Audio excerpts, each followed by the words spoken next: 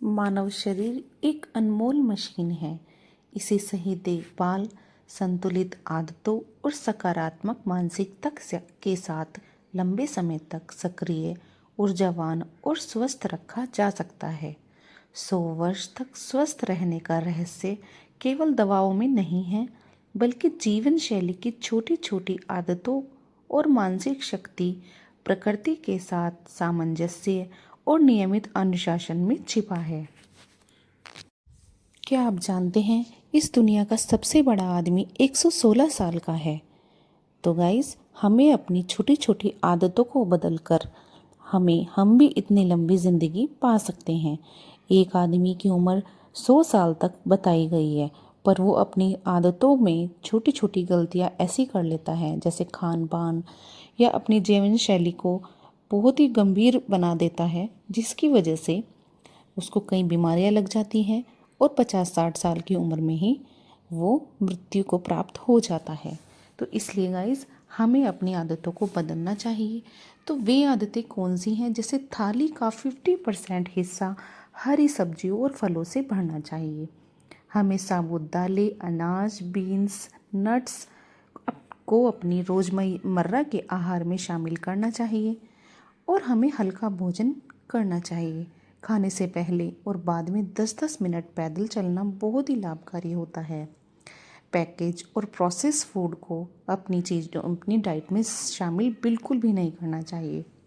देसी घी, हल्दी, अदरक, लहसुन जैसे पारंपरिक खाद्य पदार्थ शरीर को रोगों से लड़ने में मदद करते हैं।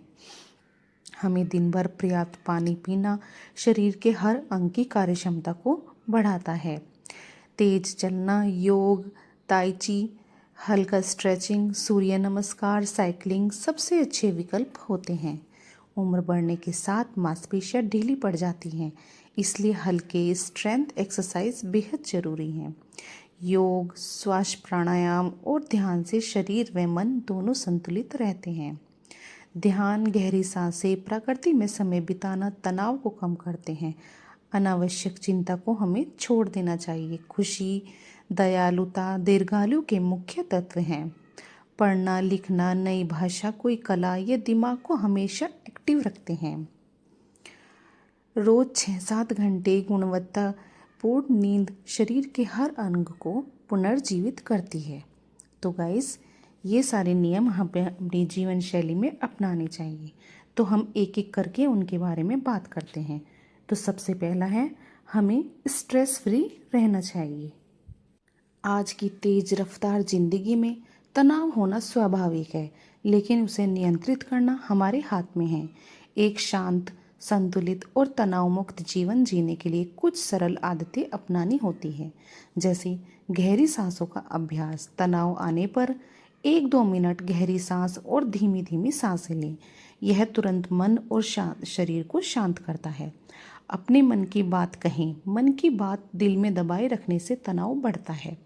किसी भरोसेमंद व्यक्ति को बात करने से दिमाग हल्का हो जाता है।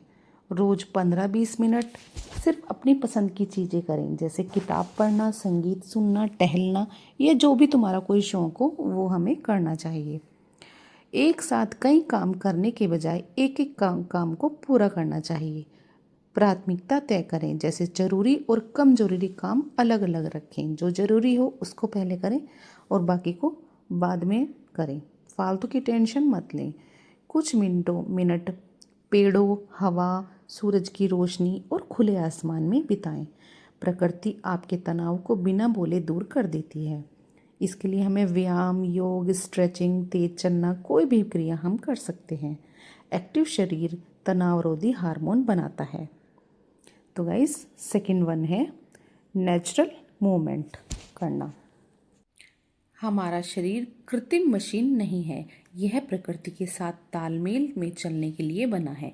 जब हम प्राकृतिक तरीके से चलते, उठते, बैठते, खेलते और काम करते हैं, तब शरीर सबसे अधिक स्वस्थ, चुस्त और ऊर्जा से भरपूर रहता है।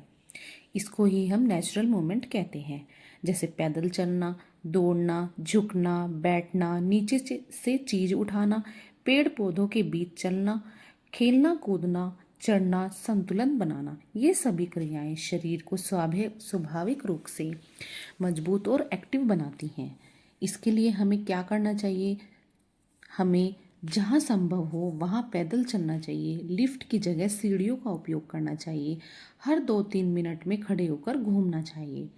जमीन पर बैठना, उठना, झुकना शरीर को लचीला बनाता है। टीवी देखते समय या पढ़ते समय जमीन पर बैठने की आदत डालें। झुककर वस्तु उठानी चाहिए, ऊपर रखी चीज़ें लेने के लिए हाथ फैलाना, ये सब प्राकृतिक मोमेंट होते हैं। अपने दिन में ऐसे छोटे छोटे मोमेंट को अपनाना चाहिए। पार्क, खेत, बगीचे या खुले स्थानों में चलना चाहिए। अनियमित सतह पर चलने से संतुलन और पैरों की ताकत बढ़ती है। जैसे रस्सी कूदना, कैच खेलना, बैडमिंटन, दौड़ना, ये सभी गतिविधियां शरीर को प्राकृतिक तरीके से एक्टिव बनाती हैं। ये नेचुरल मूवमेंट मांसपेशियों को मजबूत बनाते हैं, लचीलापन और स्वस्थ संतुलन बढ़ाते हैं और रक्त संचार भी बढ़ाते हैं। तो गाइस, थर्ड वन है दालों का प्रयोग।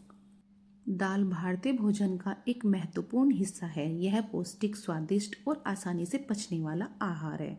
नियमित रूप से दाल का सेवन शरीर के लिए बहुत फायदेमंद होता है। ये प्रोटीन का बेहतरीन सोर्स है। दालें शुद्ध पौधों से मिलने वाला उच्च गुणवत्ता वाला प्रोटीन देती है। यह मांसपेशियों, त्वचा, बालों और हड्डियों के लिए बहुत ही ज़्यादा लाभकारी होता है। दाल में मौजूद फाइबर पाचन शक्ति को बढ़ाता है, गैस, कब्ज, अपच को कम करता है। पेट लंबे समय तक भरा महसूस होता है, जिससे वजन नियंत्रित रहता है। दालों में कार्बोहाइड्रेट, प्रोटीन दोनों सोर्स होते हैं जो शरीर को नियंत्रित ऊर्जा देते हैं। दाल में फैट बहुत कम होता है। ये खराब कोलेस्ट्रॉल को कम करने में मदद करते हैं। दालें आयरन भी देती हैं जो खून की कमी को पूरा करते हैं। फोलेट गर्भवती महिला के लिए महत्वपूर्ण पोषक तत्व है। दाल का ग्लाइसेमिक इंडेक्स कम होता है, जिससे शुगर धीरे धीरे बढ़ती है। यह डायबिटीज़ वालों के लिए भी अच्छा सोर्स है। ये कम कैलोरी वाला होता है, ज़्यादा फाइबर वाला होता है। भूख कम लगती है इसको लेने से। कैलोरी नियंत्रित में भी मदद करते हैं। दाल में कई प्रकार के एंटीऑक्सीडेंट पाए जाते हैं जो शरीर को बीमारियों से बचाते हैं और शरीर में सूजन को कम करते हैं। तो इसलिए गाइस, हमें अपनी डाइट में दालों का सेवन अवश्य करना चाहिए। ये हमारे शरीर के लिए बहुत ही ज़्यादा फायदेमंद होती है और ये हमारे शरीर को बीमारियों से जो इन्फ्लामेशन हो जाती है बेकार की, उनको भी रिड्यूस करने में हमारी हेल्प करती है। तो हम दाल को सूप बनाकर भी खा सकते हैं, दाल के साथ हम चावल भी खा सकते हैं और दाल की हम खिचड़ी भी खा सकते हैं। तो फोर्थ वन है नट्स एंड सीड्स। हमें अपनी आदतों में नट्स और सीड्स को शामिल करना चाहिए। नट्स और सीड्स छोटे दिखते हैं लेकिन पोषक तत्वों का भंडार होता है इनमें। इन्हें रोजाना थोड़ी मात्रा में खाने से शरीर को ऊर्जा, विटामिन, प्रोटीन और स्वस्थ वसा मिलती है। बादाम, काजू, मूंगफली, चिया सीड्स, कद्दू के बीज आदि प्रोटीन से भरपूर होते हैं, मांसपेशियों को मजबूत बनाते हैं और शरीर की मरम्मत भी करते हैं।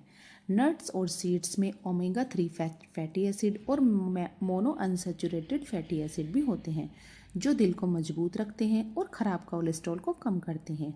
ये फाइबर से भरपूर होते हैं। इनमें मौजूद फाइबर पाचन को सुधारता है, कब्ज से राहत दिलाता है, पेट को हल्का रखता है और भूख को नियंत्रित रखता है। ये ऊर्जा को बढ़ाते हैं। थोड़ी सी मात्रा पूरे दिन ऊर्जा और ताजगी दे देती है।